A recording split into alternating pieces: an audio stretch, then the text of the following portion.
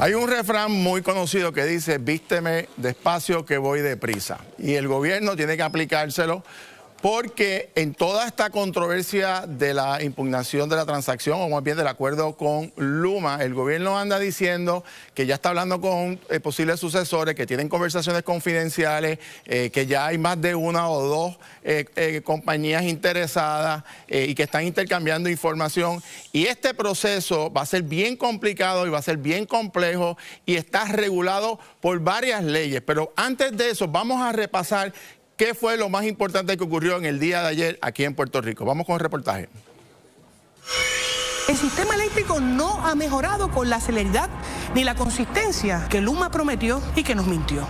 Tomé la decisión de presentar 2 recursos judiciales en el día de hoy para cancelar el contrato de Luma. La gobernadora se le va la vida porque ya hizo esa promesa y la gobernadora simplemente, yo voy a eliminar a Luma aunque nos chavemos.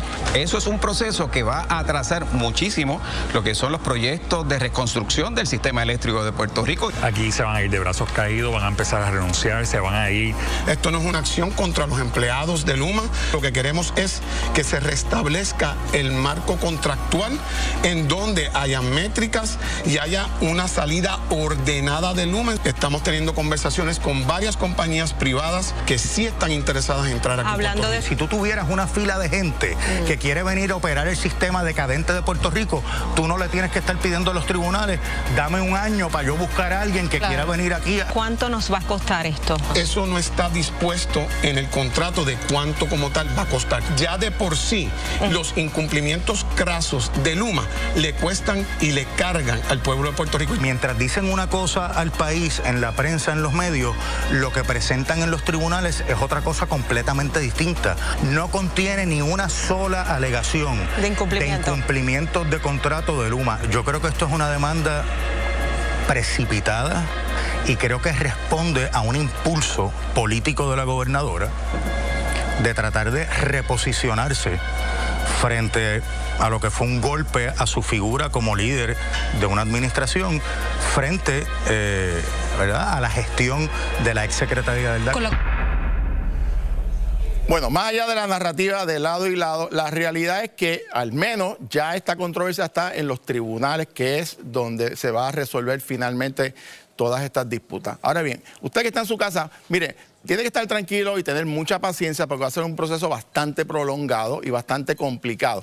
Pero para que estemos claros dónde estamos en términos de las repercusiones de toda esta disputa legal, en primer lugar, el punto de partida, ¿dónde estamos hoy? Y usted tiene que tener la certeza de que al día de hoy el contrato de Luma sigue vigente. Es decir, hasta que un tribunal no lo invalide, el Estado de Derecho es que continúan los servicios. Luma tiene que continuar con sus brigadas, con sus servicios, el gobierno tiene que seguir pagándole a Luma, sigue todo igual. Si hay cambio de actitud o de ánimo, por supuesto que lo va a haber. Pero en términos legales estamos exactamente en el mismo lugar que hace 1, 2 y 3 días atrás y lo estaremos por varios días, meses probablemente, igualmente. Ahora bien, ¿cuál es la situación particular? La alegación del gobierno, fíjense qué interesante, y lo habíamos adelantado ayer y así mismo fue como se ha presentado. El gobierno actual, esta demanda realmente no es como tal contra Luma, es contra el ejercicio de la función pública de funcionarios de la administración de Pedro Pierluisi. Es decir,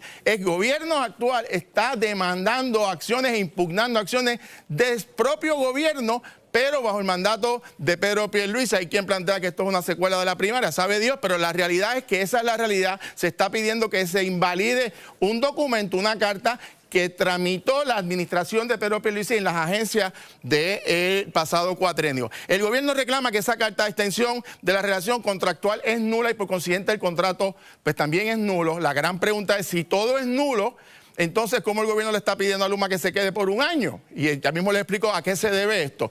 Pero la gran interrogante, y es en mi criterio, el punto de inflexión aquí, lo que va a cambiar dramáticamente es lo que va a hacer finalmente la jueza federal Laura Taylor Swain. Señores, es muy probable que Luma trate de acudir al Tribunal Federal para que esta controversia se mueva al Tribunal Federal, invocando obviamente la situación de la quiebra.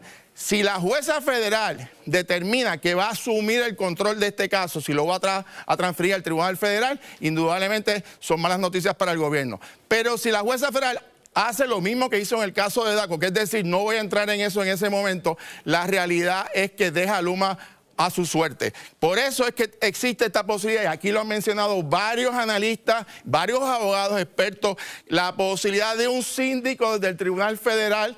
Cada vez aumenta esa posibilidad ante la enorme incertidumbre que estamos teniendo con relación a toda esta disputa. Ahora bien, y aquí es que viene el consejo respetuoso, deferente, pero para que no hayan problemas en el futuro y no se pongan demasiado acelerados en el proceso. Se está hablando de que hay conversaciones confidenciales con potenciales licitadores para ser el sustituto de Luma. Ese proceso está regulado por dos leyes, particularmente la Ley 29 del 2009, la Ley de las Alianzas Público-Privadas, y la Ley 120 del 2018, la Ley de Transformación Energética. Pero esta particularmente establece un proceso riguroso para primero cancelar el contrato y segundo buscar un nuevo operador. Y fíjense en esto, no voy a explicarlas todas, ¿verdad? Porque son extensas. Miren todos y cada uno de los eventos que tienen que ocurrir para que esto sea una... vamos a ver si está por aquí. Aquí que están, mírenlas aquí.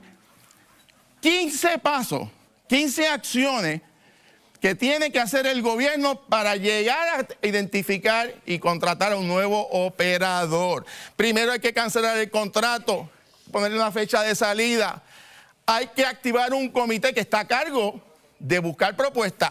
Pero esto es importante, de todo eso, miren, hay que cualificar las empresas. Antes de usted hablar con empresas y hacerle ofrecimiento, tiene que asegurarse que esas empresas están en ley, que no han tenido demandas, que no han tenido una serie de incumplimientos.